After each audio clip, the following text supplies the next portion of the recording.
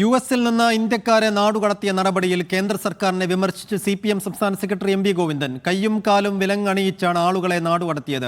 ചെറിയ രാജ്യങ്ങൾ ഈ പ്രവണതയെ എതിർത്തു. ഇന്ത്യ മാത്രം ഒന്നും ചെയ്തില്ലെന്നും വിദേശകാര്യമന്ത്രി അടക്കം ഇതിനെ ന്യായീകരിച്ചെന്നും MV ഗോവിന്ദൻ കുറ്റപ്പെടുത്തി.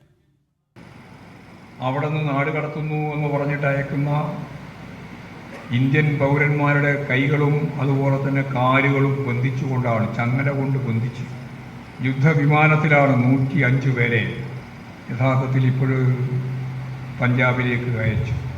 കേട്ടുകേൾവിയില്ലാത്ത രീതിയാണ്. അത് അമേരിക്കയുടെ രീതിയാണെന്നാണ് വിദേശകാര്യ വകുപ്പ് മന്ത്രി അതിനെ ആദ്യം സൂചിപ്പിച്ചത്. ആത്മാഭിമാനമുള്ള ഒരു രാജ്യവും ഇന്ത്യയെക്കാളും ചെറിയ രാജ്യം മെക്സിക്കോ ഉൾപ്പെടെ അവരാരും ഇതിന് വിധേയപ്പെട്ടില്ല. പക്ഷേ ഇന്ത്യൻ പ്രധാനമന്ത്രി ഒരു അക്ഷരം കൊണ്ടിട്ടില്ല. അമേരിക്കൻ സന്ദർശനത്തിന് പുറപ്പെടുകയാണ് ഇന്ത്യൻ പ്രധാനമന്ത്രി.